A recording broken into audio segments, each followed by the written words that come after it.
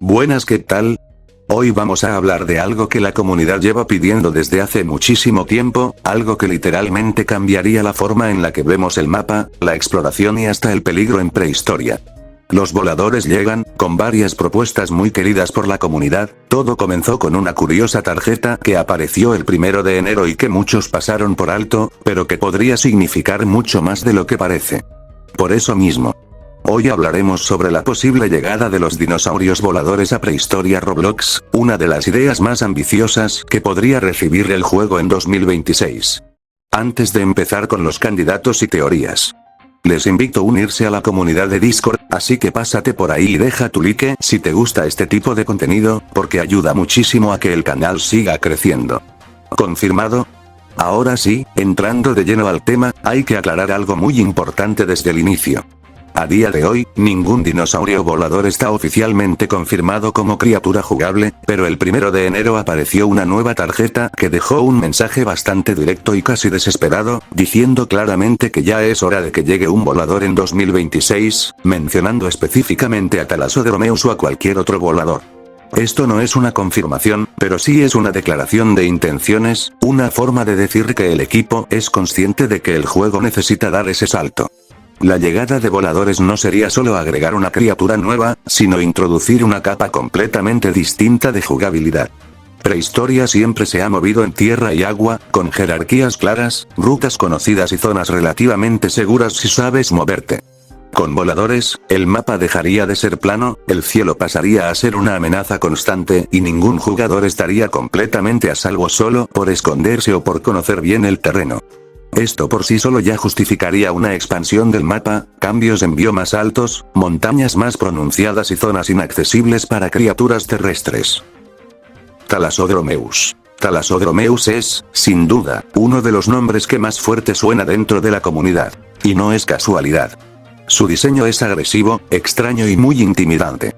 Esa enorme cresta no solo lo hace reconocible al instante, sino que le da una presencia casi dominante, como si fuera un depredador que sabe perfectamente que el cielo le pertenece. Dentro de Prehistoria, Thalassodromeus podría encajar como un volador activo, un cazador que no se limita a planear y esperar, sino que busca constantemente oportunidades para atacar. No sería un carroñero pasivo, sino una amenaza que aparece de repente, golpea rápido y desaparece antes de que puedas reaccionar. Su jugabilidad podría girar alrededor de emboscadas aéreas, ataques precisos desde ángulos inesperados y una movilidad que obligue a los jugadores a estar siempre atentos al cielo. En el suelo sería vulnerable, lo que haría que jugarlo bien requiera inteligencia y buen posicionamiento. No sería un volador para quedarse parado, sino para moverse constantemente, dominando zonas abiertas, costas y áreas elevadas. La simple presencia de un Thalassodromeus en el mapa haría que moverse sin mirar arriba sea un error grave.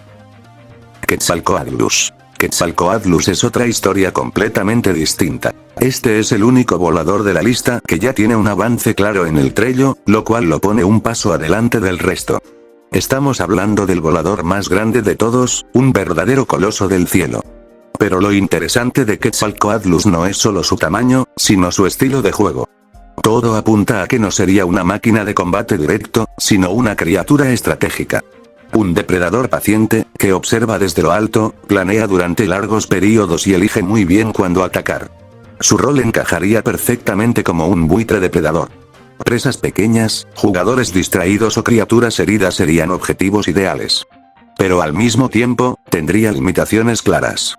Poca salud, resistencia reducida y un despegue lento y peligroso.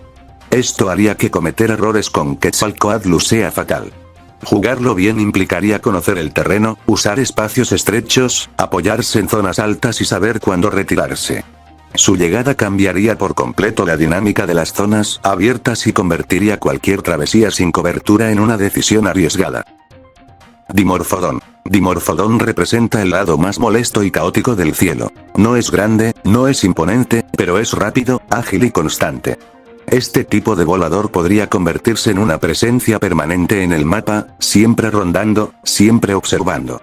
En Prehistoria, Dimorphodon podría funcionar como un hostigador. No necesariamente para matar, sino para desgastar, robar comida, molestar nidos y arruinar planes. Un estilo de juego de hit and run puro, donde el objetivo no es el combate directo, sino la incomodidad constante. También podría servir como explorador aéreo, ideal para jugadores que prefieren información y movilidad antes que fuerza bruta. Sería el equivalente aéreo de los pequeños carnívoros terrestres, esos que nunca dominan el mapa, pero siempre están ahí, generando tensión. Ludodactylus. Ludodactylus es una opción menos conocida, pero muy interesante desde el punto de vista del ecosistema. Su diseño más refinado y su relación con zonas costeras lo convierten en un candidato perfecto para conectar el mundo aéreo con el acuático. Este volador podría especializarse en playas, islas y zonas marinas poco profundas, alimentándose de peces, carroña y criaturas pequeñas. No sería un cazador agresivo, sino un oportunista inteligente, ideal para jugadores que ya están acostumbrados a criaturas semiacuáticas. Su inclusión ayudaría a darle mucha más vida a las costas, que muchas veces se sienten como zonas de paso. Con Ludodactylus, estas áreas podrían volverse mucho más dinámicas y peligrosas. Cryodragon. El Cryodragon es probablemente la propuesta más ambiciosa de todas. No solo por el volador en sí, sino por todo lo que implica. Un volador ligado a biomas fríos, montañas nevadas y climas extremos conecta directamente con futuras expansiones del mapa. Su llegada justificaría sistemas completamente nuevos. Climas agresivos, zonas de frío que afecten a las criaturas, regiones altas donde solo ciertas especies puedan sobrevivir. El mapa se volvería mucho más vertical, y explorar las alturas dejaría de ser solo algo visual para convertirse en una experiencia peligrosa y estratégica. Cryodragon no solo sería espectacular de ver, sino que abriría la puerta a un prehistoria mucho más complejo y profundo. En resumen, estas son las novedades principales. La posible llegada de dinosaurios voladores marca un antes y un después para prehistoria, introduciendo una nueva capa de jugabilidad aérea. Criaturas como Thalassodromeus, Quetzalcoatlus, Dimorphodon, Ludodactylus y Cryodragon representan estilos de juego muy distintos, desde carroñeros estratégicos hasta cazadores oportunistas y exploradores rápidos. Todo esto apunta a un futuro donde el mapa sea más grande, más vertical y mucho más peligroso. Ahora quiero saber qué opinas tú.